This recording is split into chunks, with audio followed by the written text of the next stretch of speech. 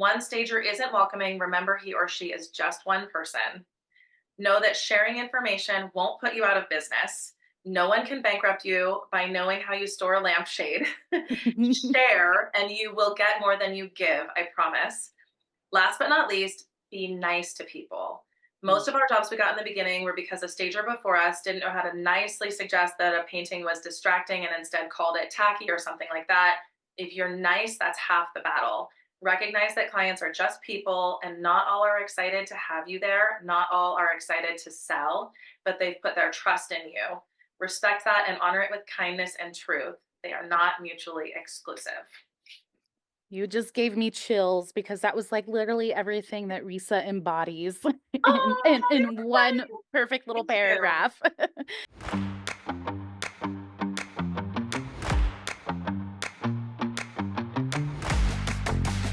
Thank you so much for joining me on another episode of the Staging Insider. Today, I am here with Ashley Provost. Ashley is a home stager based out of the Bay Area, California. And I actually know Ashley from my previous career, funny enough. And so I'm really happy to have her here today. And we're going to talk about all things staging related and the reason why we invited Ashley. Not just because she's a fabulous RESA member, not because she's been in business for over a decade and she's killing it, but because she won an award this year. She Mm. won the best occupied project of the year for USA, which is kind of a big deal. It is a process where stagers vote, and it's a blind vote, so nobody knew they were voting on Ashley's work. And out of all of the entries, she made number one, and we got to celebrate with her in Vegas. It was so awesome to see you accept that award, Ashley. How are Thank you you. feeling now that it's 3 months since you accepted Um, your award? Has it I sunk mean, it in? was like quite possibly the best day of my life. Is that weird to say? You were definitely shocked. I was super shocked, and I anyone who was there, I could tell you, I was a little flummoxed, is the word I guess people use. Yeah, I still am. I still am sort of speechless. So proud of my team. I mean, my team is just amazing, and they were super excited.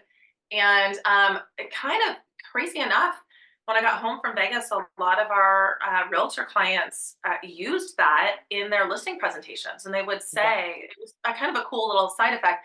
They would say, we have the, they turned it into the number one stager in the world," which I was like, okay, Right? call whatever you want, I guess.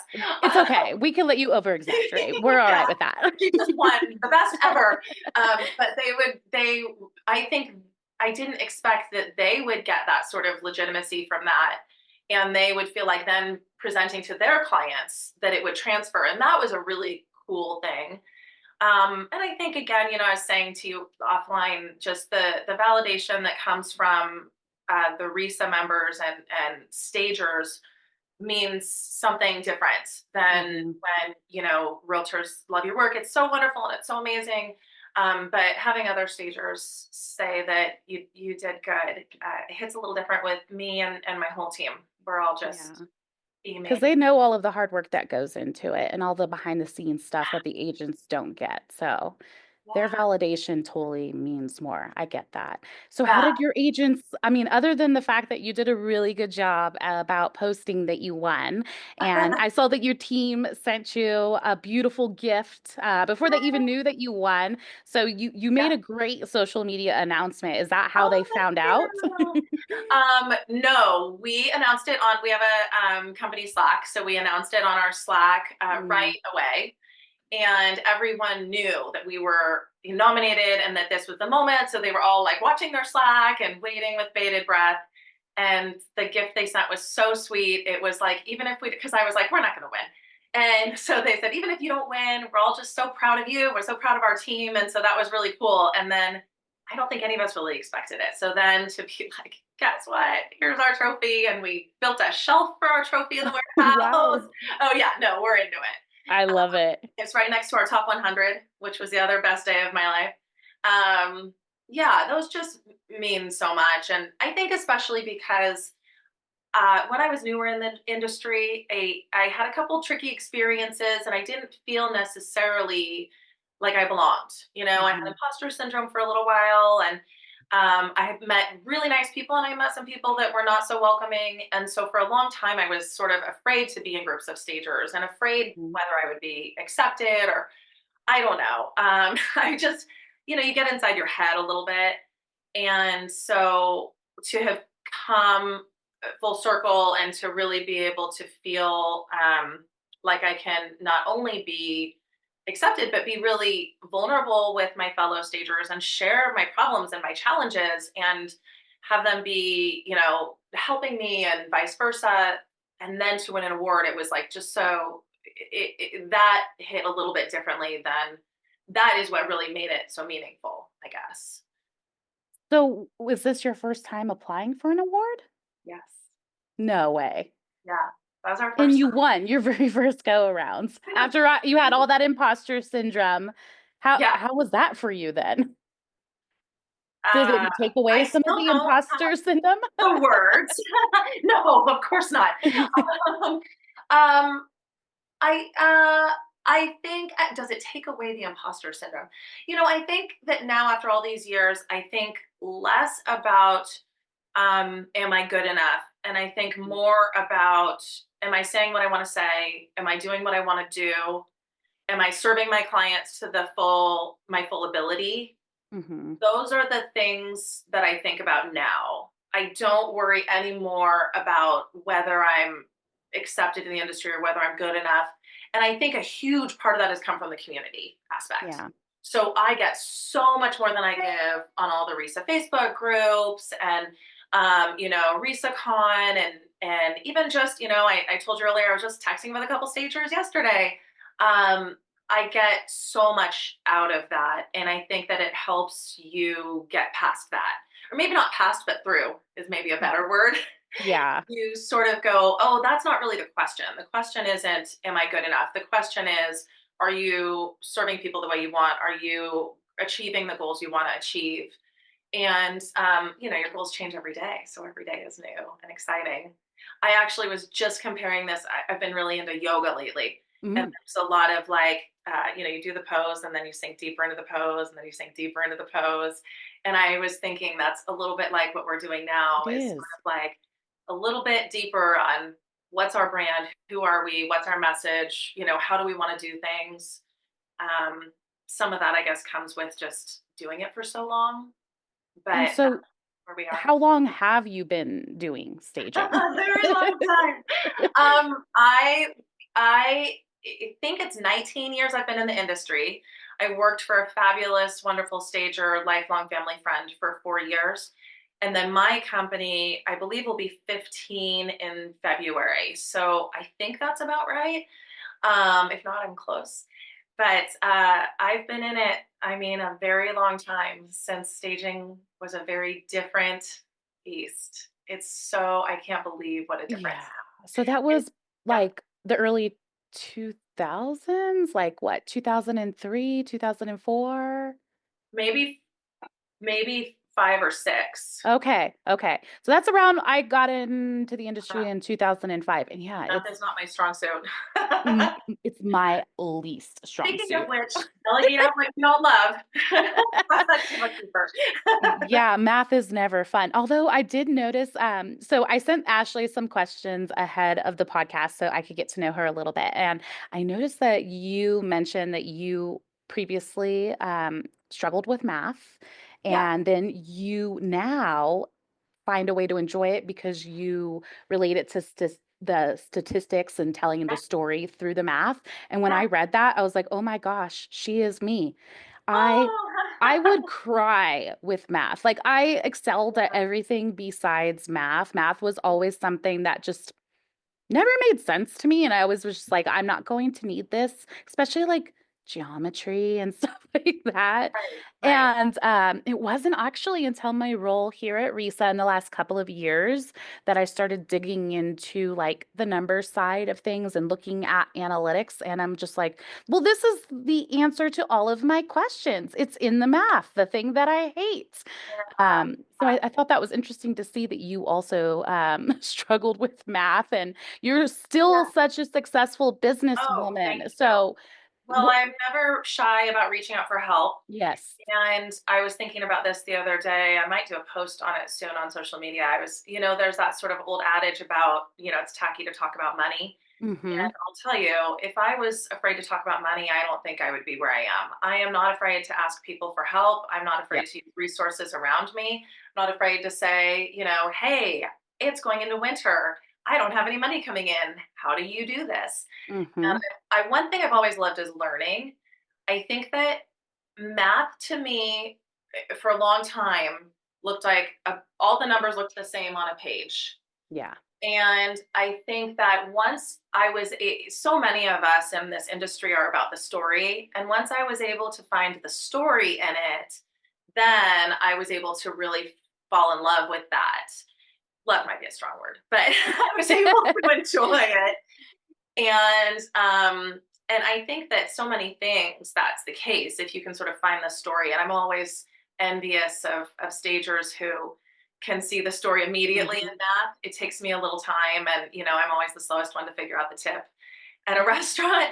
But if I sit down and I hunker down and no one's around and I don't have distractions, I can sort of get there. I actually have a dear friend who's a realtor who's amazing with statistics sitting in our office right now in the other room helping us figure out. He connects our spreadsheets, which is Oh, I really love cool. that. Helps us get some of those amazing answers. And with him, I can't do the whole thing, but when he breaks it down into a few things, I can really dig in, and I love that. For me, so much of it is just finding the story is what I inspires agree. me. And why you need to know it. Like if you have a purpose Yeah, and needing to dig into it, it makes it easier to dig yeah, into it. If you're like, right. "Oh, I'm going to make more money," or "I'm going to, find something in this math that's going to help my business," I guess I'm willing to do it. So Plus, in the it's a thing beginning, about did you sorry. hire somebody to help you with like your finances and Yeah. whatnot from the Well, very beginning, or did you struggle through that on your own until you realized you needed to hire someone? couple things you just said grab me. The first is, you mentioned, will I make more money as a motivator? One of the things that's hindered me is I'm not particularly motivated by making Mm. money. And I know that sounds very privileged, and I, in many No. ways, have been very privileged. But also, even when I'm struggling, I'm still really motivated by doing a good job. And Mhm. I'm a people pleaser. I'm motivated by helping people and by being able to say yes to people. That can be a challenge sometimes, or it can be to my detriment sometimes. So I've had to recognize that early on. And I'm fortunate that my long-term boyfriend has a really good grasp of numbers. He's a mortgage guy, and so he's great with all of that. And then I also did have reached out to friends for years who are excellent with it, and my parents and everything. And then to answer your question, the first person that I had that was, besides, well, Megan was my first employee, Mhm. but the first like vendor that I had, I would say, was our bookkeeper, Katie. Okay. So I immediately recognized I don't love doing that part of it. I don't love crunching numbers. I don't love sending out invoices. I don't love, so she took on all of that really Mm. early on, just on an hourly basis. And actually, for a little while, was helping me read emails because I was running around from house to house and struggled to keep up with that. So she was helping me with that for a while. Wow. Very interesting. Yeah, I And was you lucky to have her do that. She was like, "Wait, you want to pay me to read your emails?" I was like, "Yep." please do. Yeah, but it was pretty early on that she was helping me with that. I think now she'd be way too busy, but she just And does. you were in your early 20s when you started your business? Is that right? My business I started I think at 29, Okay. but I had been working for another stager for about 4 years, so like Wow. 25. And back then, staging still is such a new industry, which is one of my favorite parts about it. but back then there were not a lot of people that Mm-mm. were in my age group getting started in staging. It Yeah. was primarily people where it was their second career, and a lot of people with ties to real estate. You know, a lot Hmm. of people who had a relative who was in real estate or something like that. And so I didn't really have a lot of people around me that I hadn't really seen anyone that had built an entire career out of it, like start to finish, Mm. which is maybe that's the wrong way to say that, but people clearly had built a career, but it was a second career, right? They had Right. some security and all of that. So Right. it was a leap of faith for sure. I probably should have been more scared than I was in hindsight, but that's the beauty of being 25. You're like not that You don't scared. know what you don't know. Yeah. It's gonna be fine. If it doesn't work out, it doesn't work out. Yeah, exactly. And so I sort of just threw everything at it, and some things worked, some things didn't work. What could you remember from the early part of your career was the pivotal point where you finally felt like you were comfortable and confident in being a business owner? Hmm. Can you pinpoint a time when you felt like, "I finally got a hang of this. I'm not terrified.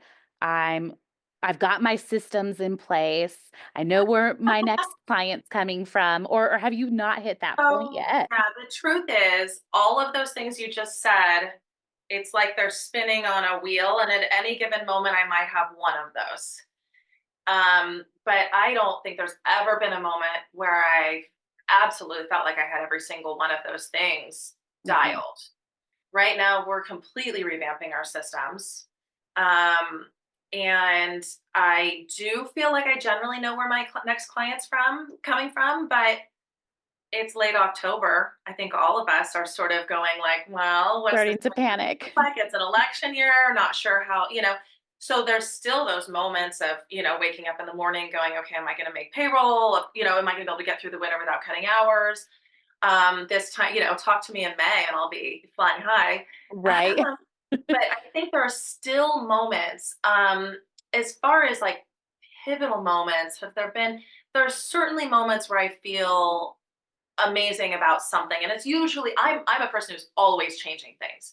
Mm. So generally, right after I fix a system, I feel amazing about my systems. I feel like this company works like clockwork.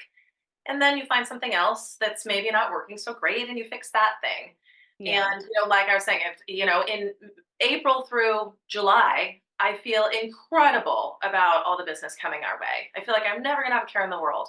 This time of year, I have to remind myself, and this is where community comes in, right? mhm, Because when you don't have that, you sometimes forget to remind yourself. But my best friends, my family, my staging community will sort of remind me like, this is every year. Every year we've gotten through it. Every year we will get through it.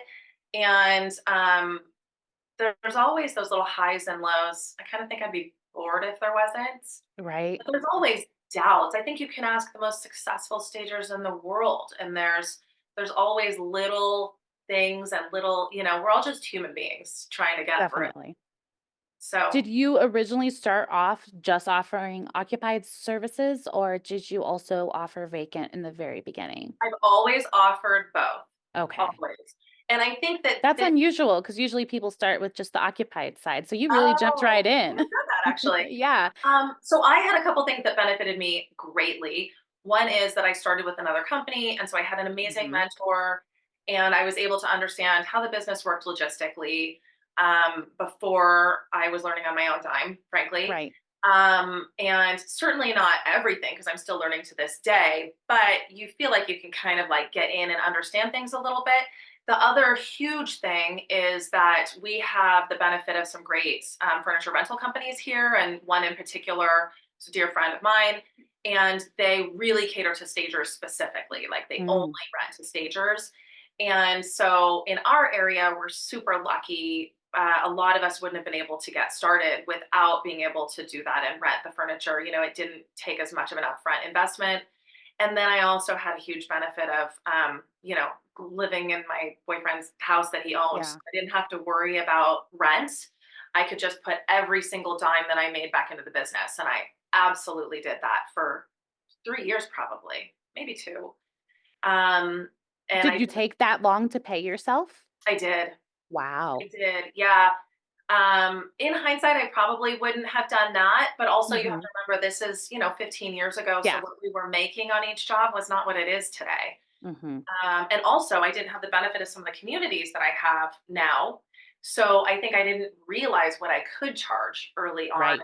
Whereas now I understand a little bit. I would believe somebody when they said like, "Hey, this is all it should be," and I would go, "Okay, here you go." Which is not to say that a lot of people took advantage and did that, but I just didn't. I Right. don't think that I really understood the market. I mean, sometimes I think I still am learning the market, right? We're such a relatively new industry. It's shifting all the All time. the time. Yeah. And I mean, And just at especially where resale, you are, you have so many different price points in yes, your area. So, micro regions within the Bay yeah. Area. Yeah, Yeah. just over the hill. It's a totally different thing. I Hmm. think even, I mean, a great example is just at RESACon, we all were asked to put our hands up, right, about the highest job. And Yeah. many of us were shocked by how much the Yeah. people in the room had been able to charge. And I was so shocked. right? And so even those of us that, feel like, okay, we really know this industry, don't Yeah. really know our industry. And so that's Yeah. what I think, again, back to the community, sorry to just bang that drum, but it's so, so valuable to be able to always be talking to people and especially this time of year when we have a little bit more time, we're all thinking about what we want to do with our businesses next year. Probably talked to 3 stagers yesterday. Oh, wow. Yeah. So I'm just, I was like, what do you think about this idea? Things like that. Just sort Yeah, of like, because it is a very isolating, it is a very isolating industry. There's not a lot of people, even if you're a business owner, mm, staging is a unique business. oh, you do. So, I mean, even if you know real estate, you don't know staging. You don't know And I until you feel like, yeah, if you didn't have that community, I don't know how you could make it through yeah. I in your mean, I did head. Like, have that community for a very yeah, long time. And I think the reason I made it through is because I did have some of those benefits of things around me yeah. that were able to help me. And also because the industry was different. I think the Hmm. expectations were much lower. Now we're expected to make it look like the inside of A a magazine. hotel. Yes. Yeah. And I give, as we used to say in high school, mad props. I give mad props Yep. to all of the newer stagers who are just getting started right now. I hear about these ladies that are single moms with 2 kids at home, and I just go, I bow down. How Yeah. do you do that? I can't imagine. I can't imagine. And that's the other thing is just realistically, I don't have a family I'm taking care of. Hmm. And so a lot of those things made it possible for me to work 16, 18 hours a day for years and years nonstop. And I love it. I love my work, but I won't lie, it did eventually take its toll on my health and I had to make some adjustments. So At what point did you realize, like, I can't continue to do this anymore? when my doctor said you can't continue to do this. No, seriously. Yeah, there've been a few times when that Yeah. has happened and I've hit those little roadblocks. Um, and I consider myself lucky because I know people who have been in very stressful careers who have had nervous breakdowns and things like that. Yeah. And I think that speaking, what you were saying about being very, very isolating, I don't Hmm. find it isolating now, but at the time Good. I was very isolated. Yeah. And I think that's been huge. But it I was really pushing hard, nonstop, and I think that I started to. I was it was a stress thing. It became overtaken by fear. That's a good Mm. the love for what I was doing was replaced with a fear that I wouldn't do it. And Mm. those are really like they're kind of the same goal, but they're going about it in a different way. Yeah. And I think that if you can stick to, I love this, and so I'm going to get there, that's the key. But when you're overworked and underslept and underfed and all those things, you lose perspective. I actually just did a social media post on like our brains are our tools in this industry. In the same way we take care of our trucks and take care of our toolkits and all Mm. those things. If you're off your axis, your gravitational pull is different and you start going sideways and it's kind of like a compass, right? You can be 1 degree off, but you're going to arrive in what is it, the West Indies? Yeah. You know, they were just 1 degree off on the compass. Yep. I think it can be like that, and so I didn't value it at the time, and now I value just a little time each week or a little time each day. It doesn't have to be a lot, but What just does that look like to you? What's a little to you now? oh, well, let's talk about it. So I have a few other things where I take a little more time now than I probably need to. But I think it could be as simple as a 10-minute meditation in the morning and a 10-minute meditation in the evening. Or if people don't like meditation, which sometimes I don't either, it can be, I call it like a reset sometimes. It could be just like a glass I'll of walk. and a Yeah. walk, a candle, the headphones, Mm. um, The headphones is the mine, and I headphones. didn't Yeah. even realize that because I really love cooking, Oh, which is good for something you. I didn't realize I love doing either. Because I was always Oh, like, "I'm I not gonna be one of those women who cooks for her man." Like, love that. I was totally, like, not going to be a traditional woman, Yeah, and did everything in my power to go against that, which meant I didn't like cooking. And then I realized it was really meditative. And I put my headphones on and I put music or a podcast. And it's so weird that you mentioned that after an overwhelming day at work, if I just put my headphones on for maybe 20 minutes and yeah, it doesn't matter what's on them, it yeah. isolates me enough to where I can reset myself. Yeah, it's so funny because we were just Yeah. talking about isolating being negative, but in this instance, isolating can be really positive because Yeah. I think it's about looking inward. I think it's about having awareness of your body, having awareness of Hmm. your presence.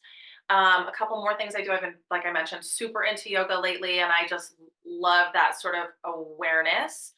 And I also got a great book. What's it called? Beauty in the Stillness or The Beauty of Stillness. And every page just has a passage about like presence or something, and I'll just read one little passage in the morning and have my Okay. coffee. And it'll stick with me through the day. And not every morning, I do different Yeah. things every day, but I do have a reminder on my phone twice a day.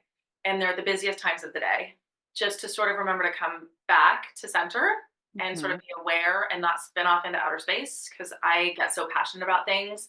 And again, I'm such a Yes. people pleaser. I'll just sort of do, Hmm. do, do. And so it brings me back. And I find that what I have to give then is so much more valuable. Yeah. I'm learning in my old age that people don't necessarily want more, they want better quality. Quality for And sure. so, in order to do that, you have to take time for yourself. You have to recenter. You have to remember who you are. So much about all of this is about perspective, like you Hmm. with the cooking, right? Yeah. You have a different perspective on it, and now it brings you joy.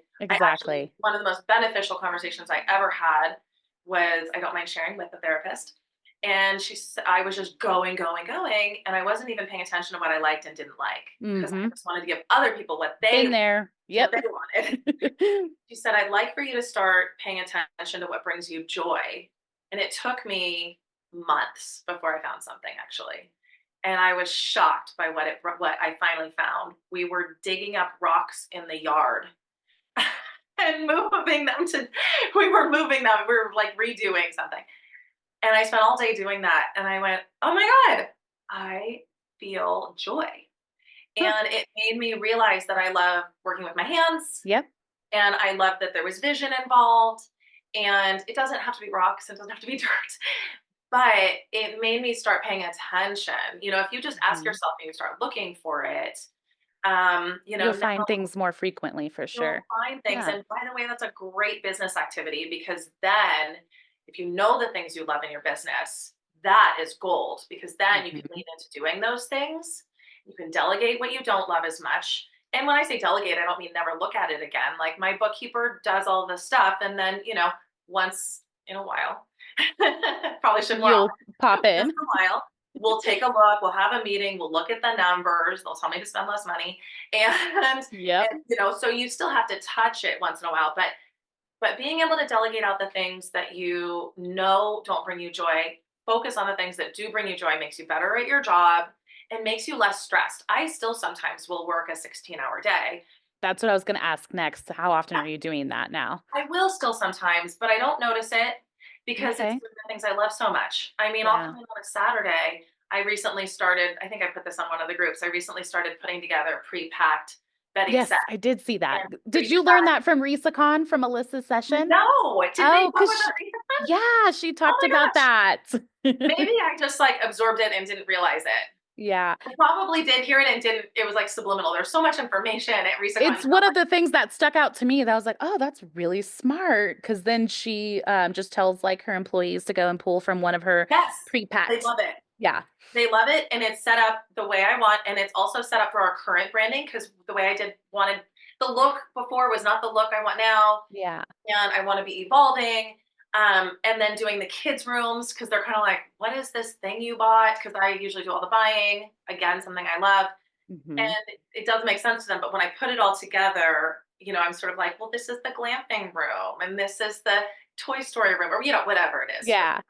And then it makes sense and it tells the story back to the story, right? Yes. Telling the Everything goes back story. to the story. Once I figured out I love telling the story, that's when I was able to figure that out. But I think that I would certainly advise any stager if you can figure out, if you can listen and ask yourself every day what brings you joy. It might take you a while, and that's okay if you don't find what you love for a long time. It was like maybe 3, 4, 5 months before And I then also like don't feel guilty about that because I know like I have felt guilty. Like, I used to have all of these hobbies and yeah, things that I enjoyed doing that had nothing to do with my work. And yeah, it takes a while to find those things, and that's okay. that's a hard guilt to get over. It is. I don't know if you ever really get over that. I think it's a practice. It's like Yeah. we were saying before, it's a daily practice of reminding yourself that this is good for you. And for me, what Mhm. works is to understand that doing some of those things is better in the end for my work. For sure. I'm sort of like Definitely. the percent, whatever works for you though. You know what I mean? Yeah. Making it about work in the end allows you to have time to yourself. Great. Whatever gets you. So you do take vacations and enjoy Yeah, yourself. I I do. see, because I follow you on Instagram. So that's awesome that you're Yeah. able to do that. How have you been able to set up your team to manage installs or D stages without you while you take vacations? So that's a bigger question, and I guess I'll just share with you Break kind it of down. all the Yeah, thoughts. Stop me if you want, because I have admin team, I have RST, right? So that it's all different. The biggest thing, first of all, is I many of my vacations are working vacations, and hmm when I say working vacations, I mean I am anticipating being online to answer questions and to do approvals. So when I do a working vacation, I'm approving every house at the end of the day and I'm answering questions, usually in the morning, sometimes throughout the day. Depending on my activities, I may have check in times set up. I may ask for my admin team to cover me more or less. When I'm here, I'm approving every single house at the end of every single day. Okay. Just And you have them send you photos at yeah, the end. Okay, so cool. they upload photos to Box. It's just like Uh-huh. Dropbox, but it does better with photos. Thank you, Tanya Dari, for suggesting that. And they'll put it in an after pics folder. We keep everything on Box, so every house will Smart. have a file. We'll have job notes. We'll have my design notes. Sometimes some inspiration photos, before photos, after photos. So then I go through and I'll give them, move a few things, things Hmm. like that. If something's not working, we'll swap it out. Um, Okay. but we try to keep it. I mean, most of my team generally knows, and they do really not pretty well. They do extremely well. So it's usually very few things that are getting changed. But How many team members do you have all together? well, we're restructuring a few things. So we just shrunk down a little bit. Right now we have, I think, 27. We were at 35. And when I say shrunk down, we didn't have to cut people, thank goodness. We knew early on that that was going to happen. And so as people naturally had turnover, we Hmm. just didn't replace them. Rehire. We're getting ready to move our movers outside movers and then bring our logistics team who are currently movers into the warehouse. Mm, So they will be pulling items, restocking items, caring for our inventory, and then a moving company will be delivering and bringing. okay. So So of those, how many are doing the design work? none of those. Oh, of the Oh, 27, yeah, yeah. like not the logistics. Of the 27, we have, well, let me just start by saying we have a designer on staff who runs what we call our turnkey program, which is like light fixtures, paint colors, things like that. We include 1 hour with her complimentary with every staging job, which has been a really I wonderful way love that. to structure that for us. And she'll buy the fixtures, which is also a nice source of secondary income. Yeah. Um, and then we have 5 lead stagers. Wow. Each of them has an assist. Well, one is technically a lead in training, but she's just on the edge. She's so fabulous. She's doing Mhm. amazing. We typically bring in 2 staging interns a year during the busier season with the goal to hopefully hire them on. Mm. Sometimes we've gotten turnover in the past, although we haven't had turnover in a while on our lead stagers, but we like to kind of be ready. And then each lead stager has an assistant, and they're doing, they'll be like setting up secondary bedrooms. The lead Okay. teacher's usually pulling them, but they're setting up kitchens and bathrooms. But it's already been pulled for them. But really it's mostly the lead stagers and then myself and Megan, my counterpart, who does the preview appointments. So we'll do the preview appointments, we'll do design plans, which can vary widely. Hmm. It can be a little bit, it can be a lot. And and then the lead stagers are off and running, and we're sitting in the office and we can see through the glass, and we'll maybe say, oh, I don't know about that sofa, but that's pretty rare. They mostly nail it. Hmm. Very So impressive. thank you. Yeah, I didn't I had no idea your team was that large. That's oh really cool. yeah, that's the only way to get that many. Well, I think it's the only way to get that many houses done. Although at RESACon, I heard about some people who were doing it with smaller teams, which I don't. Okay, so how many houses do you get done in a month? On that note then. Well, in a month, I don't know that number offhand. I know Okay. week and year. All So right, week. I thought week would be harder. I don't no, know why. in a week we're typically between, depending on the size of the house, 12 and 20. I know Oh, it's a big range. And then in a year we've been, I think, as high as like 750. We're like usually between 4 and 7 very a impressive. year. So we're pretty high volume. Yeah. But now our houses are getting bigger, so our volume, our amount of houses is lowering. Um, but Do you stage mostly in Contra Costa County or do you yeah, actually go over through the tunnel and we go through the stage? tunnel. We do Okay. a good amount of Oakland. Love our Oakland houses. We do Richmond sometimes, El Cerrito, Okay. El Cerrito. We do Livermore, Pleasanton. We do a little Benicia Vallejo, but mostly Contra Costa, mostly the 680-24 corridor. Okay. Of like Martinez to Oakland to San Ramon is really the T that we do the most You're every way. getting a lot of homes in that small amount of area. That's like really impressive. I used to work Oh, for a budget blinds based out of oh, Concord. I don't know if you know who they are, yeah, Lisa and Dave Borgia, but that's for them. actually where I met my husband. Uh-huh. Yeah, and I can't even think that we were doing that much. I thought so too, but then when I recently got a big group of stagers together. Every 6 months or so, I'll get a big group of stagers together, and Tanya and I did it together. And I thought that it Hmm. would be maybe 30 people, and we were able to find for Contra Costa stagers only, and we barely tried. Like we didn't hardly Google. We just like Right. anytime we saw someone on Instagram or heard of someone, we wrote their name down. I think our list was at like 65 stagers within a couple weeks. And we were shocked at how many stagers are doing business in this area. That's a And lot. really almost all of them said they hardly knew any other stagers, which was crazy. So we were happy to be able to bring everybody together, and we just had like a little happy hour. But there were a lot more than I expected. So I think there's a ton of business in this area. We are very fortunate in that Yeah, the Bay Area's like always got everyone will stage properties us here. moving. Yeah, Yeah. no one's I gonna don't, put a house on without staging. and with That's not everybody Oakland. that's been leaving California over the last couple of years, I feel like you guys really don't have any problems with like finding homes There's for sale. no, yeah, Yeah. no, there's not no, there's no challenge with that. We have obviously other challenges, but that has always been amazing. I just realized I got off track from your vacation question. Do you want me to come Oh, back to yes, your let's get question? back. Yes.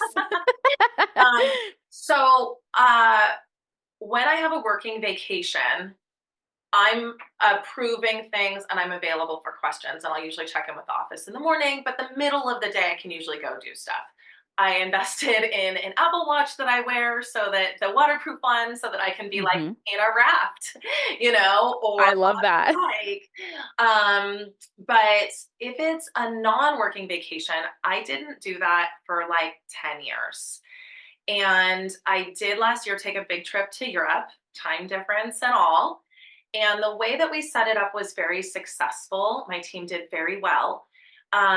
As far as maybe I'll just give you the whole overview. So I had scheduled check in times with my office twice a day.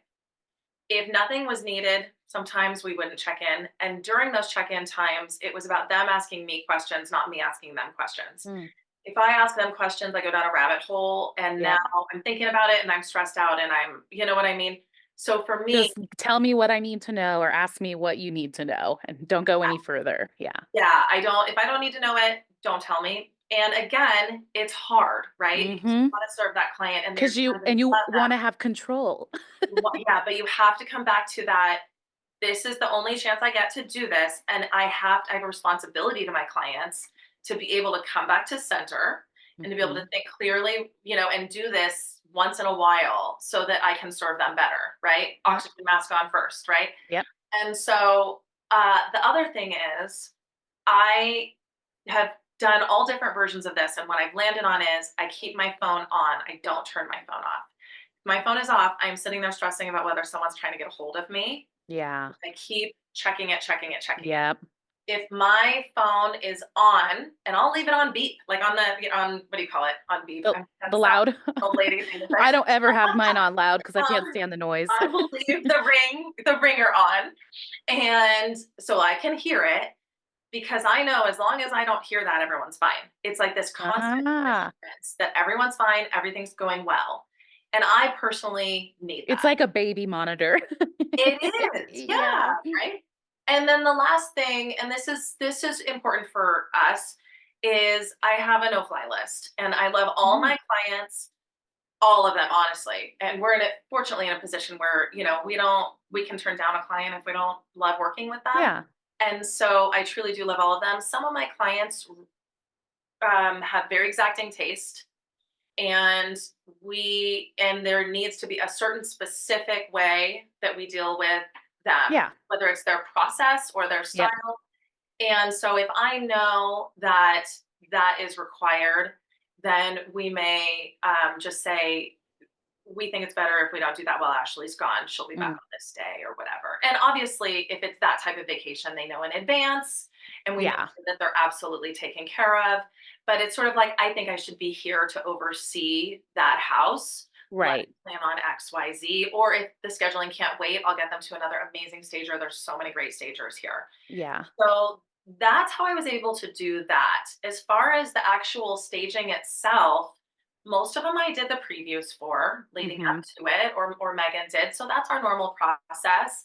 I have extensive notes. I've usually gone over those installs with Megan, and she's doing the approvals at the end. And I should say Rosie as well as my operations manager. So she'll step in and help with some of that. And I buy everything. So Yeah. it's been So you huge. trust no matter what they use, you're going to be okay with it.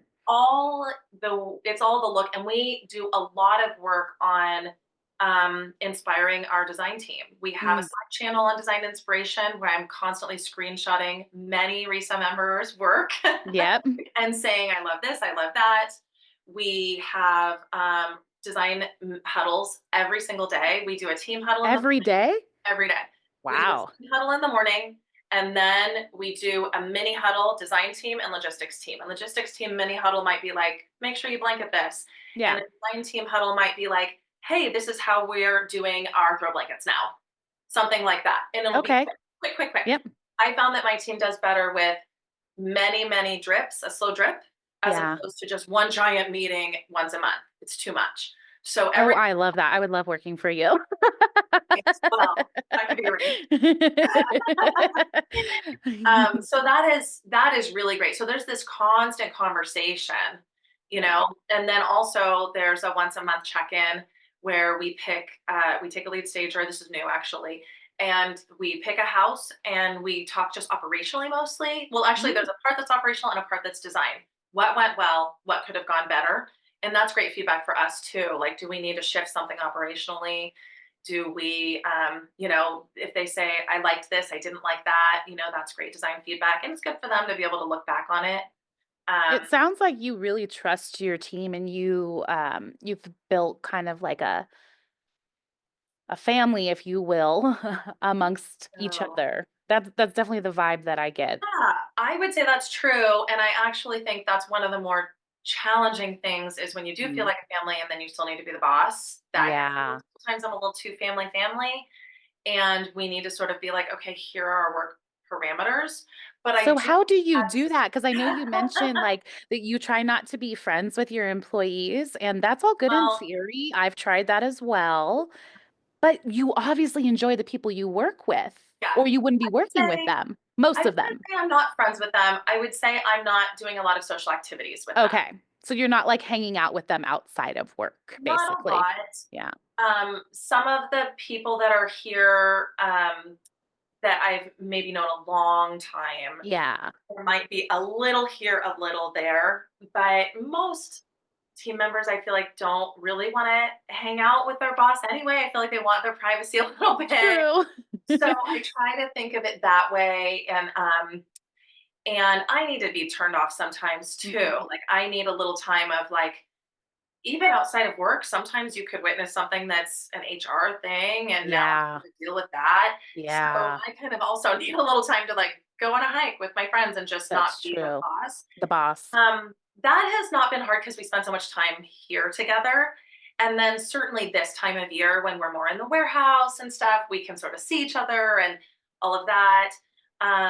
When I was smaller, I probably spent more time, socially with Yeah. team members. And then some of the people that were there are the ones that I would spend time with socially now, where you really know each other well. And there's not a lot of boss subordinate or whatever Yeah. conversations that need to be had anymore. You're kind of past that. If it had to happen, I would. But I also rely heavily on an HR company, which has been a godsend. So I have an outside company, Judy Madrigal and Associates. They're a PEO, which is a professional employment organization.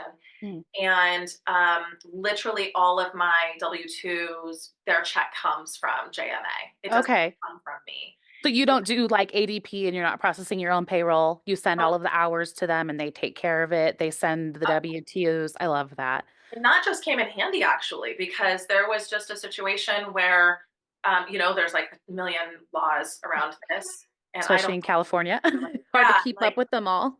one of our team members was moving on, and we said we let them know, and they reach out and they say when's the final date and all those things. And there was like a computer something where that person didn't receive like the full amount on that day and they got some of it the next day or Mm. something like that. The thing is I don't actually have to know the details because they just Yeah. handled it, but it was on them. It was their mistake. They had to take care of it. And it was and by the way, they're amazing at their job. This is the first time in 15 years there's been anything remotely like that. And I think it was just Impressive. kind of a weird, it was just a weird circumstance. Glitch. Yeah. And they immediately, the minute they realized it, they stood behind it, and they were like, absolutely, here you go. And it was just completely 100% off my plate, which was huge. So did you get into bed with them because you didn't want to have to deal with all the scary HR issues and didn't want to have to be responsible for that? Or like what was your I reason? don't think I knew that was going to happen. Yeah. Again, I probably should have been more scared. I think I was looking for someone to run payroll because, again, not a fan of the Math. math. And it was too much for Katie as a bookkeeper to, it was kind of like, oh, we need a payroll company. And as I was looking, they weren't that much more than a payroll company. And Yeah. then they said, we offer all these other things. And I went, oh, maybe I need all those other things. And so, and they were referred to me by my godmother, who's an amazing business person, and she had used them for years. And she just said, I just said, I'm looking for a payroll company. And she said, I really recommend this. And they have been phenomenal. I am on the phone with them all the time, actually. They have wonderful resources, and I'll just call and I'll just say, "Hey, Kathy, this happened. Do I need to do anything about that?" And she'll just be like, "Send it to me in an email so we have it in the file." little things you don't think of, like, people that somebody says something that offends someone, Yeah. or, someone thinks that somebody's tone is Yep. off. That can very easily become a hostile workplace It can conversation. very And quickly. I really want to focus on the design of the business. I want my team members to all feel respected. It gives them a place that they can call if they want to, if they don't feel comfortable talking to me. Yeah. They can talk to someone that understands what the laws are and how to handle those things. And so it's been huge. I would highly recommend something like that. And I think it's not much more than a payroll company last time we checked. So I know that you are heavily involved in the staging community. You're very active in the Facebook groups. Like you mentioned, you talk to stagers on a regular basis. So you're Love probably hearing a lot of struggles that stagers come across. And I know most stager, not most, a good amount of stagers aren't hiring employees the proper way. They might be paying them under the table. Um, how often are you coming across those kinds of stories from other stagers? And what's your like best advice when you hear it. things like that? Yeah, that's a tough one. I also did it early on. I didn't Mhm. know any differently, Right. and I didn't know how to change that, and I thought it was no big deal, and I thought Yeah, everybody did it, and so I think that tends to be the thought process. for sure. Um, Nobody's doing it, or most people aren't doing it maliciously, knowing like this is wrong. No, Yeah. no, of course. I think what sometimes isn't realized is the way that people usually get caught, which is Mm, someone gets hurt. Like no one, I think here's the thought. I think it's very common to say, but she's so great, she'll never turn yes. me in. She's not out Yeah. to get me. And that's Oh, my brother-in-law will never, even and your own that's family. probably true. Yeah. Hmm. But then when they get hurt and Yep. they're backed into a corner, and by the way, my boyfriend just broke his He ankle. did. Yeah. And when he went into, I mean, I would say he probably in the first doctor's visit, he was asked 5 or 6 Oh, times. yeah. It's the They first ask you right at Kaiser when you first check in. They'll make you go somewhere else if it's like a work-related really. injury.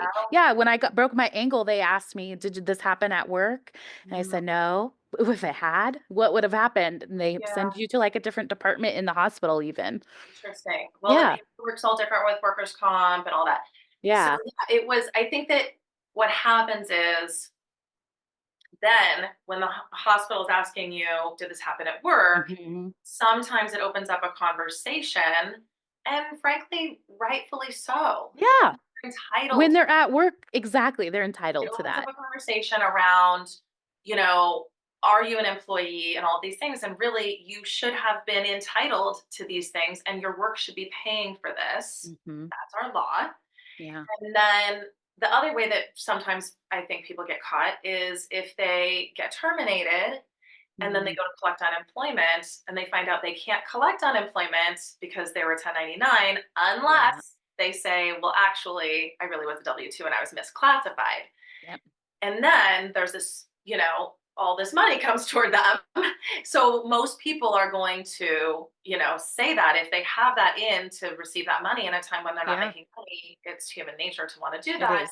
And again, not malicious, it's what they're entitled to. And they probably were misclassified. Hmm. So I think that what our industry really needs is an easy way to help people understand how to go about that. And you and I Hmm. were talking about that earlier. Yeah. One of the things that we've done is we have, when we had someone who I think it was a visa issue that led us to first look at it. There was something, Mm, but I can't remember what it was. There was something where he had to go through we went through a temp agency and they were okay. able to absorb oh, I know what it was. This person they were legally able to work here, but the type of documents that they had, uh, for whatever reason my HR company just didn't accept. Wouldn't accept him. Yeah. Right, they had a different Yeah. standard, but we wanted to keep this person on, and he's a fabulous employee. And so we reached out to a couple temp agencies, and this temp agency was able to take him on and cover the workman's comp and cover all those things. And it was a really great way for us to get all of that handled and have him be a legal person Yeah. working with us. So that was a great solution for us. I do have 1099s Okay. now, but they absolutely meet all the requirements. It's not like Mhm. my regular team members. It's like my bookkeeper, my designer who actually Right. have They have other clients. You're not businesses and other dictating clients. their, yeah. And the requirements change. So you got to They stay up do. on it. They have to invoice you now. I mean, all these certain things. Um, And so even if you talk to different experts, each expert will tell you something different as well. It gets tricky. isn't it fun doing that research? I mean, Yeah. that's one of the reasons why I do love passing everyone to JMA because I don't have to do any of that. Right. They just and they'll run my background check for me. Did And you ever have a experience where you mentioned that in the beginning you weren't employing everybody properly? yeah, Did you get caught? no, I didn't. Okay, Thank God. I became more educated before that happened. good. You got lucky. So I got very lucky, Yeah. and I I don't know. I just started losing sleep a little bit. And Yeah. I started going. This is Something's not right here. I don't. I am not a person who's comfortable breaking rules. Me I like to neither. have everything dialed, Yeah. and it was driving me crazy that I wasn't. Once I understood that I wasn't set up correctly, it became a thing, and I was kind Yeah. of, I've got to figure this out. It felt behemoth. I was like, I don't know. I'm not that person. I'm not the research and the fill out the paperwork. I'm just not that girl. Yeah. It felt like a lot. Yeah. Which Um, it probably was. yeah, and that's why I needed outside help. That's why I just Yeah. reached out to people I knew. I think I put it on Facebook and I just said, in search of a great payroll company who can help me with this. And I got all Yeah. kinds of excellent suggestions, and I just called people for help. I think um, it's good to know when there's something you're not only not good at, but maybe not interested in. Yeah. You're probably Exactly. usually they're the same thing. That you don't want to go down the rabbit hole with. Yeah, if you're not interested in it, you're probably not going to be good at it, and Exactly. you're going to spend all this time focusing on this when you could be focusing on that. And actually really, gaining some traction in your business. So, and I recognize not everyone has the ability to do that. Mhm. I was able to, pay for it out of my proceeds of my company. I never Right. borrowed any money or anything early on, but I didn't have a lot of expenses, so that helped a lot. But I What just does your overhead look like in your business today? Like, how much are you putting out in a good month? question. Since you're not afraid of talking about money. Yeah, I'm not. I don't know that number offhand. I probably should. So the way that I usually handle money is we have a sit down meeting with my bookkeeper and Rosie and Megan, top management in my company, and then my boyfriend who kind of can help me navigate and explain it to me Yep. later. um, I have a husband like that. I get it. yeah, and we kind of go over the numbers and we make decisions. And I do make a lot of the decisions at that point. And Mhm. once I leave that meeting, those numbers leave my brain. And that's Impressive. just how I operate. So I'm Yeah. not hiding anything. I just don't have it right So now. does then somebody in your office look at those numbers Yeah. every month if it's not you? And Oh, yeah. then they'll be like, "Hey, Ashley, Yes. we need to talk," if you don't have that bookkeeper Oh, yeah. meeting planned? Okay. Oh, yeah. So usually the bookkeeper is the one who, Okay. yeah, we always joke in here like, oh, did you get a call from Katie yet? When we're Uh-oh. in our planning season, and she's getting those credit card bills aftermarket usually. Yeah. But we tease because she's just absolutely on our side, and she's amazing. Yeah, so Katie's looking at it every single day, and she'll throw up a flag a little bit, and then my boyfriend will look at my P&L Yeah. often. I'm not sure how often, maybe once a week or something. We're Okay. in That's the pretty good. process. Yeah, we're in the process now that I've been able to delegate a few more things. Now I'm in a place where I want to be like I'm not so elbows deep in certain aspects of the company. It's a little bit more like I want little light touches in all the departments. Mm, So we're working on putting together like a dashboard report that I would get probably once a week that's going to say things like, here's our bank balance this week as yep. compared to last week and as compared to last year at this Yep. time. We get Here's one of how those at RESA once a week. So, that's yeah. great. Yeah, here's how many preview appointments we took as compared to last week as compared to last year. Yep. Same with obviously income, all those things. And I also want to know how many last minute cancellations are we getting. I Mm, should say reschedules. It's usually reschedules yeah. because I want to understand if our scheduling systems are working, things like that. So I would like to get to a place where I understand the wellness of the company. I keep comparing it to like people that have what are the, I don't have one, but like the Fitbits or whatever, and they Oh, can yeah. Yeah, yeah, yeah. I want to understand the fitness of the company on a I high like that. level. I don't really want to crunch numbers, but I want to be able to say, did we go up? Did we go down? How are we? And I want to be able to make decisions. I do enjoy making the decisions for the company. Once I just, once you have the data. Yeah. yeah, I like the high level view. Yeah. That's how I like it. But we're not there yet. That's something I haven't focused on and I need to focus on more. And we've been absolutely looking at it lately. But up until now, I've had, yeah, my operations manager looks at the numbers all the time and she gets down and dirty on those spreadsheets. She's sort of like, it was this many people for this many hours and, I love that. this money on the stairs, Yeah. stuff like that. So she's gonna know, like Natalie and Shane know how much it costs them to run their business per hour. She would Oh, for know sure. that probably. Yeah, Yeah. absolutely. Yeah, for sure. And it's shifting because we've been Yeah. making a lot of it because of that data. We found some things that weren't working, and we've been making Mm, a lot of improvements. So that's another reason I don't really know what to tell you now, yeah. because we're sort of in a weird time too. It's not just like, oh, it costs me. I mean, I remember knowing at a certain point, like I need to make $10,000 a day for this machine to work, Right.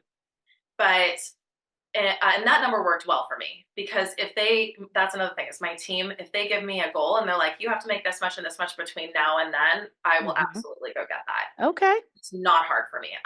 Well, it is hard work, but But not hard enough that you can't make it happen. it's not hard for me mentally. You know what I Yeah. mean? Like Yeah. I am motivated by I need to do this for my team to do well. And Yes. it's weird because it's even though it's money, I'm not motivated by the money. I'm Your motivated money for them.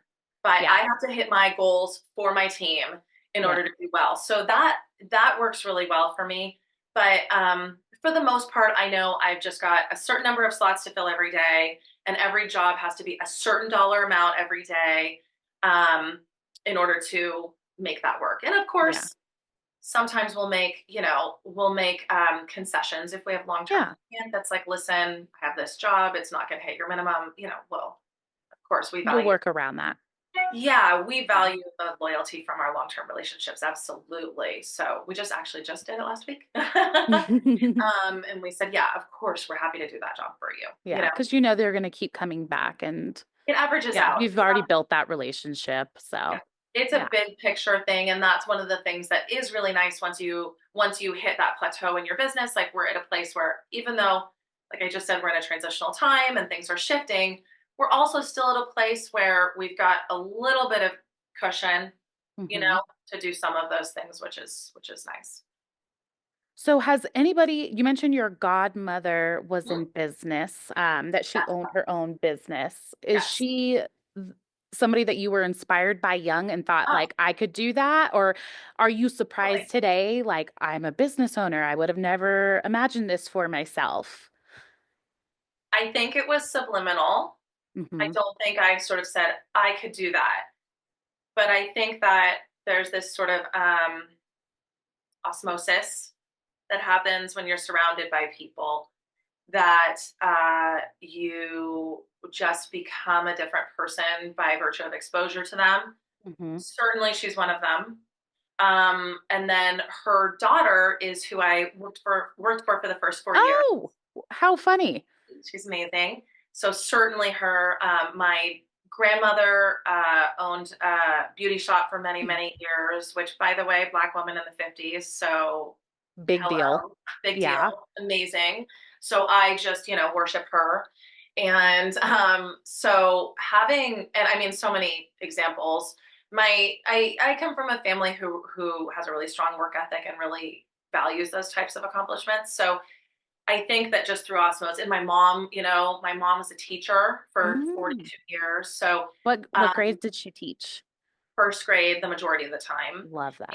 And, I think that even though we might not think of teaching as entrepreneurial, Oh, it very has much. a lot of the same stuff going on. Hmm.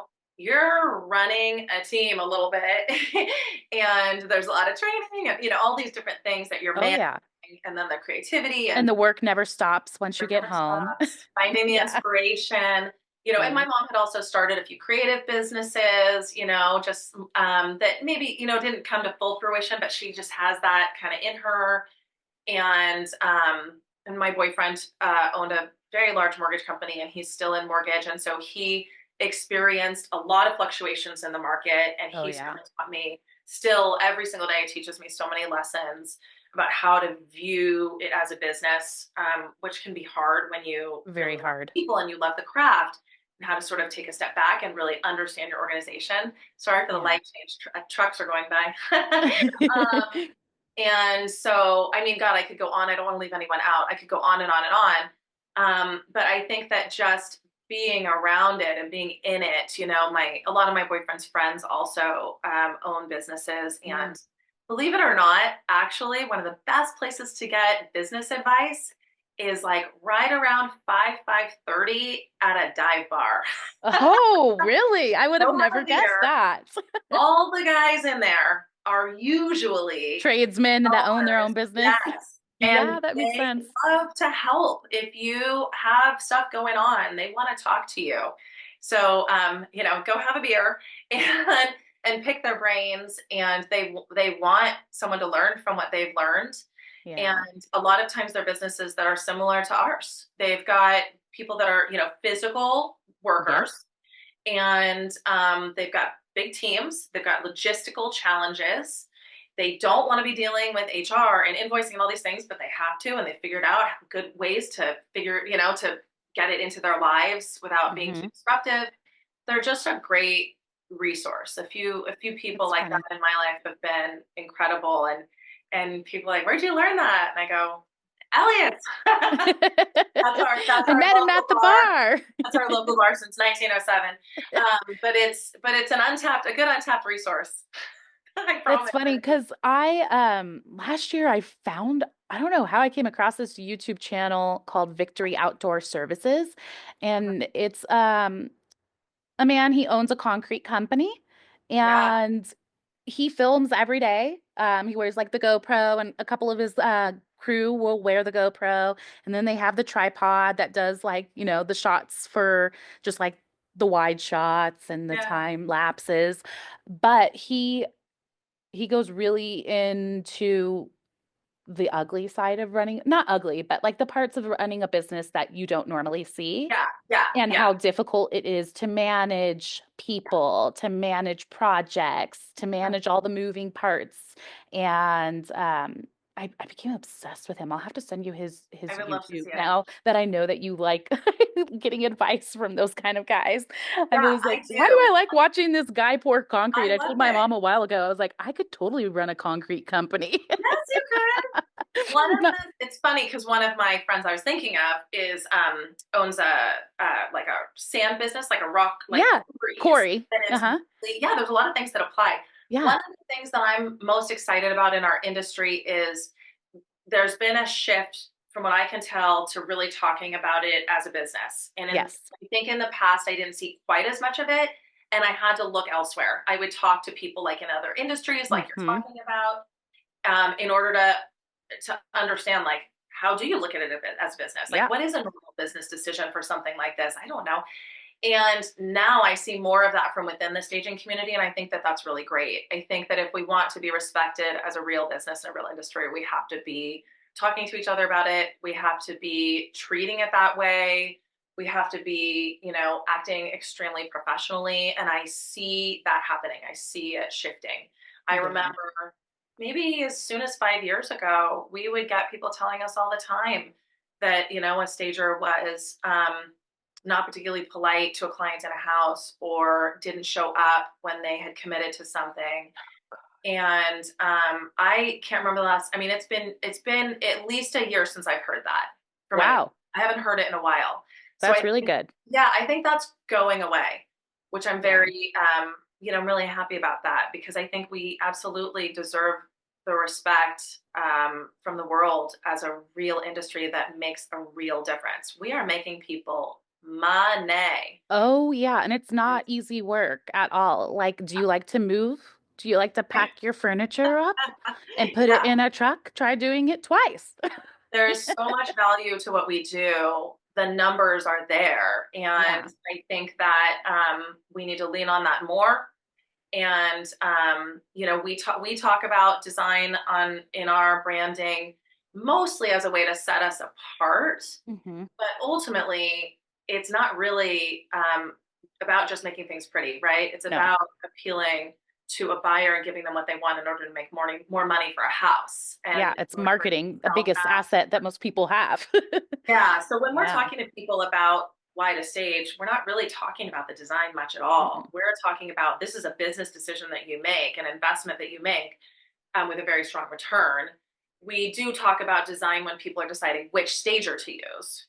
We say, well, this is Yeah. what we go for and why. What sets us apart with Yeah. design? Yeah. Not just the what, but the why. So you wrote on here that you wanted me to ask you about the first time your team staged a house without you being there. Oh, yeah. Let's talk So about that. I think that this is like something that a lot of people struggle with, that first step. And I struggled with it as well. And the truth is, I absolutely never would have gotten there if I wasn't forced to. And what happened was we were staging a house for a client I still have and love. Saw her yesterday. It was many, many, many years ago. It was just Megan and I back then in the SUV, The with early days. yeah, with leaves in our face in the car. Yeah. And everybody knows the tree in the face. Hmm. And we had forgotten some stuff. The house was bigger than we realized. She had cleared more than we expected, and we needed stuff. And I looked at my watch and I go, okay, I'm going to run to the warehouse. I'll be back. Keep going. And Megan and I had both worked at Pottery Barn together. I knew she Hmm. had good taste. I was just holding on, I was holding on to control. And so I had not had her do anything without me there. And I go to storage, coming back, school traffic. I forgot it was Hmm. next to a school. I was stuck sitting still for, it took me probably an extra 45 minutes to get back than I expected. And no cell service. Of I course. arrived after the photographer and I walked in panicked, out of breath, huffing and puffing. I am like somebody that does not do well disappointing someone. I will still think about how I disappointed somebody in second grade. That's Me like, I'm too. that person. Yep. And I was freaking out. I ran in and I looked around the house and it was gorgeous. And Megan had done the entire house. And I literally looked at her, I'll never forget it. And I said, you can stage by yourself. You did it. She goes, that's what I've been telling you. You And should always listen to Megan. right, I know, I do now. And from then on, I had to see it to believe it. I had to experience it viscerally. Mhm. And from then on, I sort of went, I can go see a client while you do this and then I can pop in. And I remember saying to her, well, I don't think I'll ever get to a point where I don't see every single house in person, but you can Right. work on it and then I'll pop in. And then over time, of course, you start to recognize, you get much more confident in what you do. And now I mostly look at photos. Okay. Megan previews half of them and I preview half of them. And we have other controls to make sure that it's on brand. Um, but um, but that was, I think it just took being forced Yeah. to really get it. And someday, somehow, if you're sitting there and you're thinking, how am I going to do this? You'll be sick, or your car will break down, or something will happen, and you will have no choice, and you'll go, oh. And I think the key is to recognize those moments when they happen, embrace them, and be ready to pivot and see how you can leverage them. Yeah. And set them up for success. Yeah. So that Oh, yeah. they're not Is to not just walk. It's not anxiety like you just ridden. walk away and go to Hawaii. Right. That's when the hard stuff starts. That's Yeah. when you have to figure out your systems. And it hasn't stopped for me yet. We just started earlier today. We started a new type of office meeting. We changed it. We had this type of office meeting. It wasn't great. We weren't really doing it. And we said, okay, now we're going to do it this way. Once a week, we're going to meet for this long. And here's what we're going to talk about. And then we're going to move on. So we're always shifting our systems Yeah. toward what's What's working. working. Yeah, And that probably changes too as your employees come and go, everybody's yeah, personalities, and that yeah. totally makes sense. It does. I try to structure the systems around the position and not the personality as much as possible. Yeah.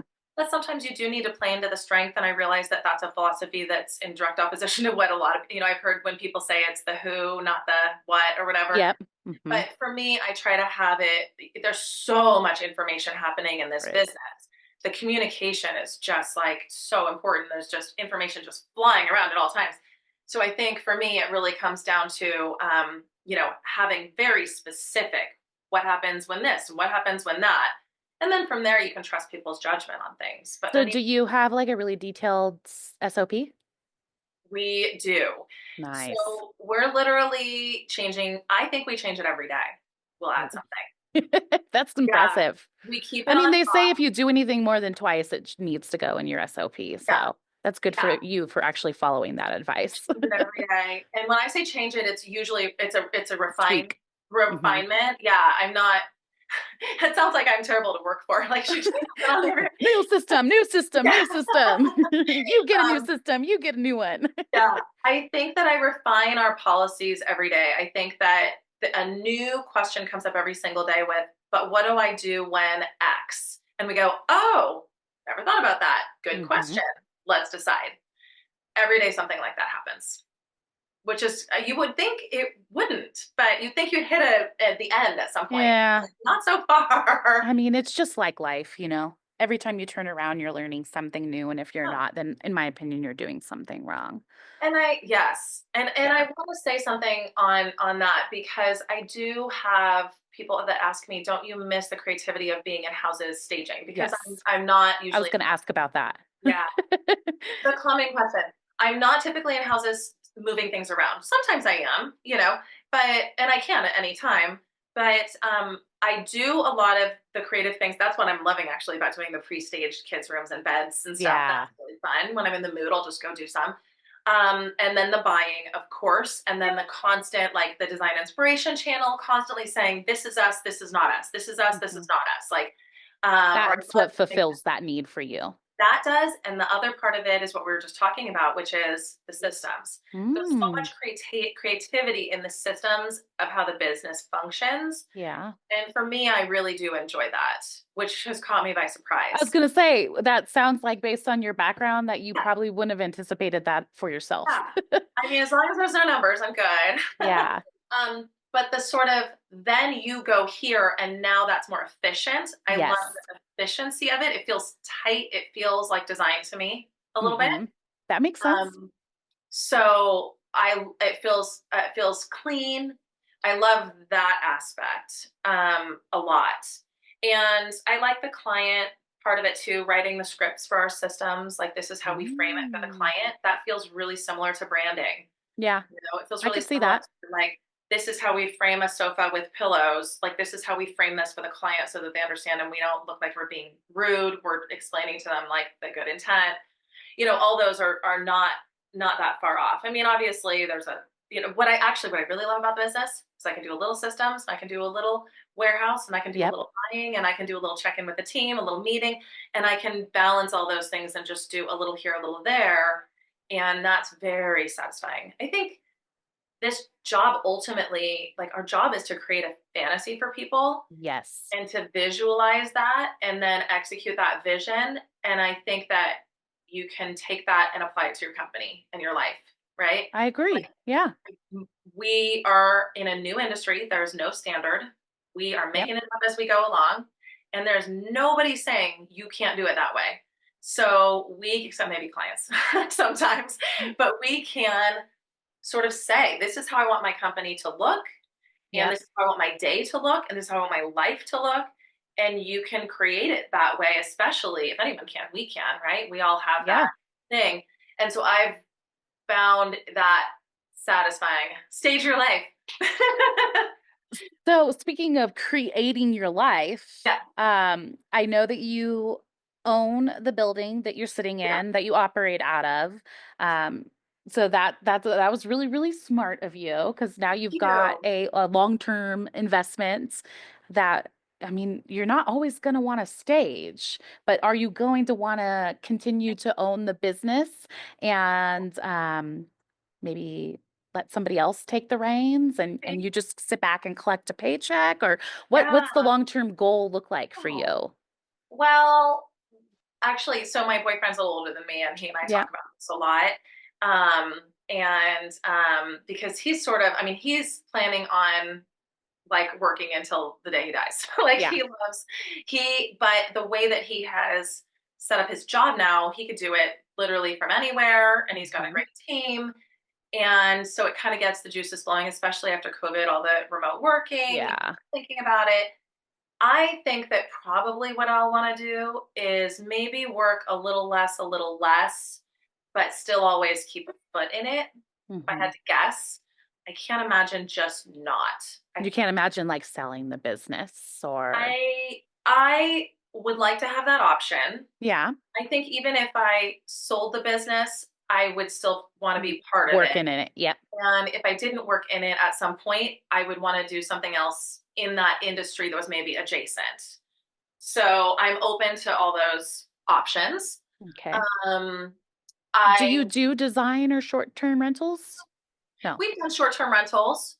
We'll take Okay. them maybe on a case by case. I have an idea for setting something up like that. I mean, we have a vacation home in Tahoe that we're Yeah. as an Airbnb, and I've done a couple for clients. I always think that that would be great to do more of, but I want to set it up in a certain way that makes Mhm. it where it doesn't take away attention from our clients that we have now.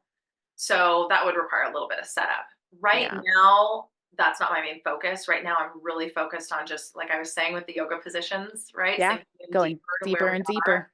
Mhm. and getting better and honing it. I think we're not quite there yet, but we'll keep doing that. Um, I could see a situation, where someday if I'm really not able to be in it anymore, if certain things happen and the love for it goes away, Mhm. or I want to just do something different, Yeah. I would probably continue to own the building and maybe mentor people or Yeah. I'll always be doing something. Um, Buying the building was a huge accomplishment. I didn't think I'd be able to do it. And I was losing sleep because I was feeling like at that point we were across the street and I had great landlords actually. Are And you in Walnut Creek? we're in Concord. Okay. Yeah. And there's a bunch of stagers on our street, which is fabulous. We're in Concord. We're on Sherry Circle Oh, I know exactly where that is. behind Okay. Costco. I always call it Yep. Stager Circle because Yep. there's a Yep. bunch of Yep. us here. My Um, husband worked for a spa company back there. oh, cool. We were across the street. We were in one unit. Then we moved to the bigger unit next door. Then we have to move to the bigger unit next door. Then the first unit didn't rent to anyone else. And we went, hey, can we also have that one back? And all the moving and everything, it started to sort of seep in. What if, first of all, that's expensive and time consuming and Mhm. challenging. And also, what if someday I get kicked out or I can't get what I The need? rent is just way too much Right. money. Yeah. Yeah, I can't get the space. I can't, Yeah. I don't know. I just started to feel insecure. Yeah. Like I need some sort of security. And also we're in the housing industry Mhm. and I want to practice what I preach as much as possible. I Exactly. believe in ownership. I never in a million years thought I'd be able to do it. It's a big deal. It is for me. It was for Yeah. me. And I'm glad I got in when I did because actually I've owned it for 5 years and the value has doubled. So now I'm talking Impressive. to other stagers who would like to buy a warehouse, and it's really even more So hard. challenging. I Yeah. would say that I definitely advocate for an SBA loan. It was just 10% down, which is still Okay. a ton of money. I did Especially for a not. commercial property. Oh, Yeah. yeah. I did not have that much. I had to borrow it from Mhm. a close family member, and they had to sign that it was a gift and it did not have to be paid back. And then they had to trust me that I would pay That it would. Yeah. right. And so that's how I was able to kind of finagle that, but they were legally not on the hook for paying it back, right? Mm. So that's how I was able to kind of finagle that. The line of credit is also something I would recommend that everyone get. It's as soon as you can, get as much as you can, develop a relationship with a banker. I love my bank, Comerica Mhm. Bank. Shout out to Comerica. I don't know anyone that loves a bank besides me, and I love my bank. They're amazing. They're I all loved Mechanics Bank. I oh thought they were good. pretty good. Yeah. Okay. Do not When I have a when bank. I was in the Bay Area, I Oh, thought they were good for I just businesses. always hear everyone complain about their banks, and I just love mine. Yeah. I think if you can have a relationship with someone you can call, I mean, I just called them and I said, you know what? It's going to be tight this winter. We bought a lot of stuff. We had we had some damage to some furniture. One of the reasons we're switching to outside movers is to minimize damage. Mhm. And we had to make up for that. It was expensive. I was very honest. I wrote a very honest email. Here's what happened. I had to back it up with numbers. Thank God for Katie. And I said, we'd love an increase in our line of credit. I don't know if I'll need it. But In the just in past, I case. haven't needed it in the winter, but gosh, I'm going to sleep better at night because what I don't want to do is lose my team members of the winter and have to start over in the Mm, spring. yeah. So, and I'm fairly candid with my team about it, and I think they appreciate that I try so hard Yeah. to provide the Because not many employers would go out and get a line of credit just to make sure that they can keep their employee, especially this industry.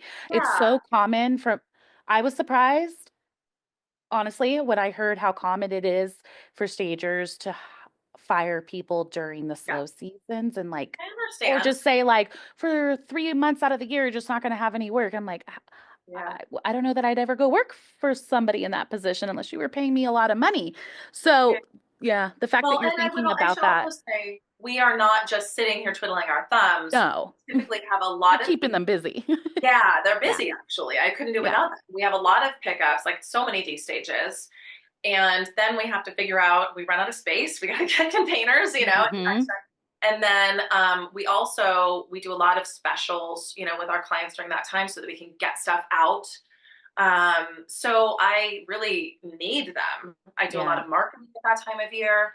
So I don't need as many people. So sometimes there's some natural turnover in Yeah. this industry for Yep. usually like maybe assistant or logistics positions.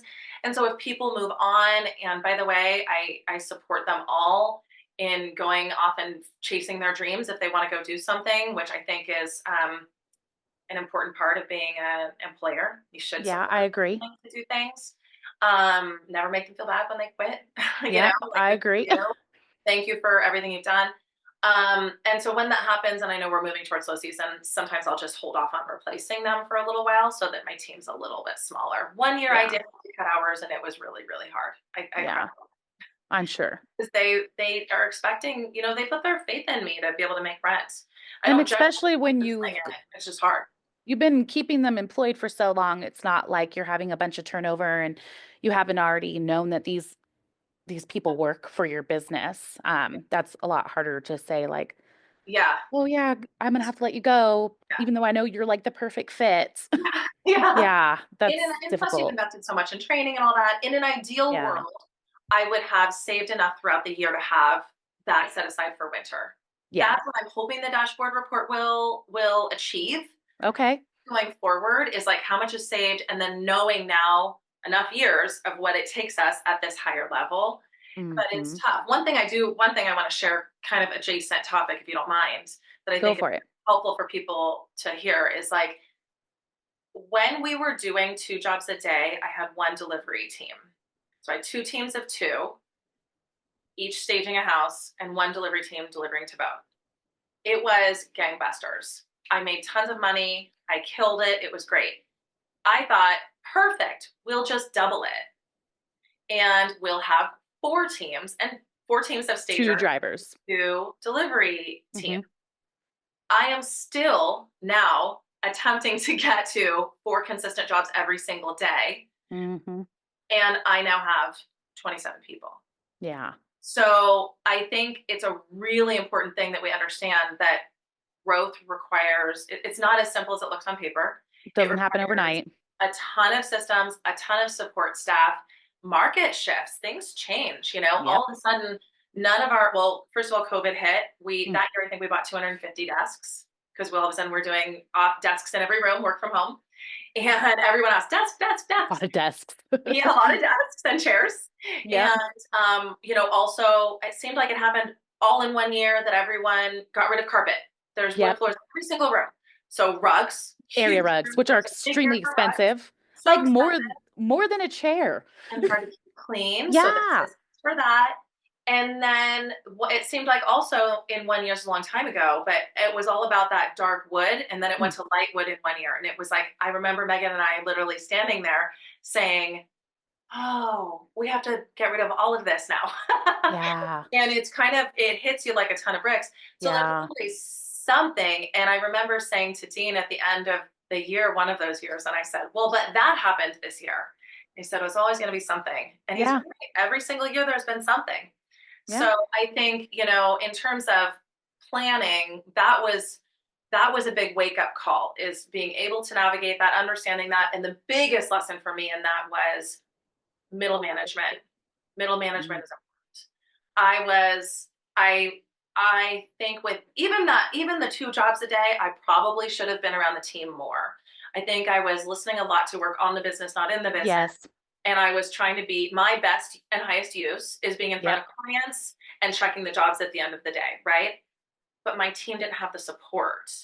And it really caused a lot of problems in terms of company culture, all kinds of Mhm. things that are really, we're still sometimes trying to climb out of a little bit, I though could see we that. sort of a backslide sometimes.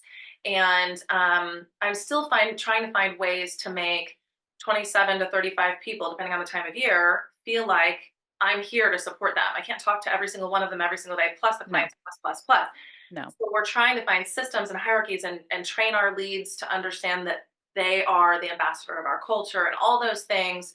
Mhm. I drastically underestimated that. And I believe that the biggest consequence is that my intentions with my employees were misunderstood for a little while.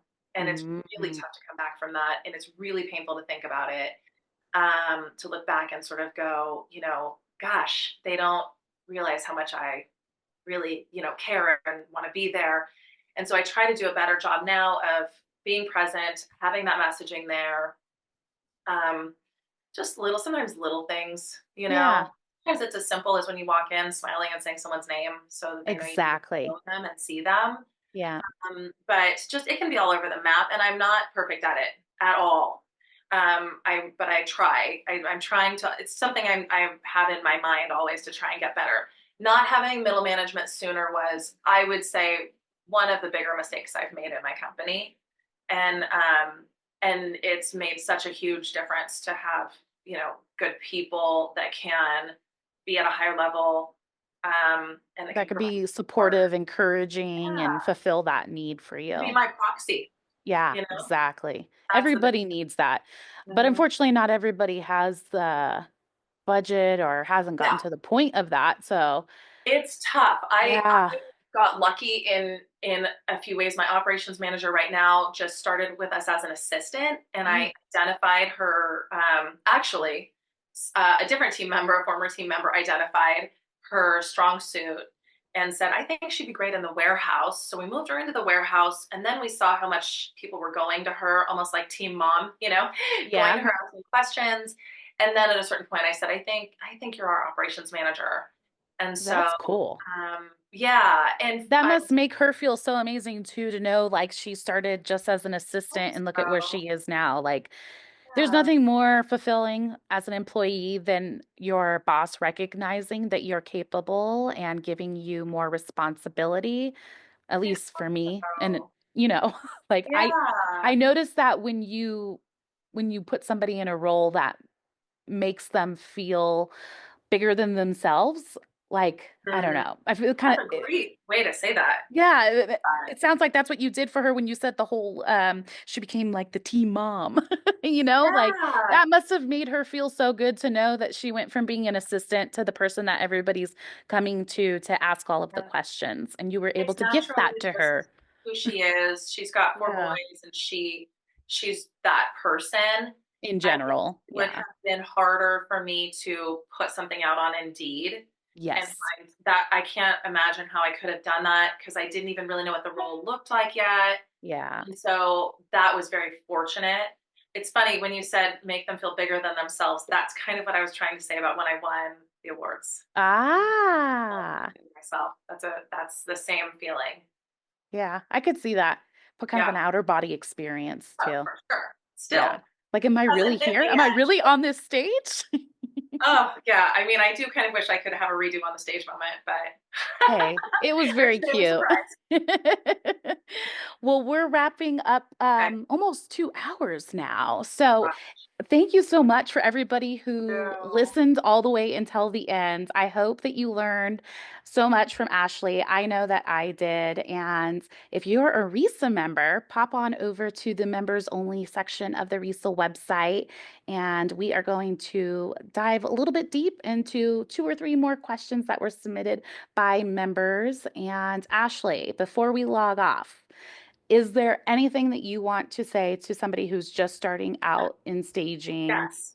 Let's hear it. What would you like to Absolutely. tell them? Okay, so this is kind of unorthodox. I used to be a writer, and Oh, I wrote when I saw this question, I wrote something, and I think when it's something so important, I get my thoughts out better. Can I read it on the please podcast? do. Weird. Yes. Okay. So here's what I wrote. This is just from the heart. I haven't read it since I wrote it.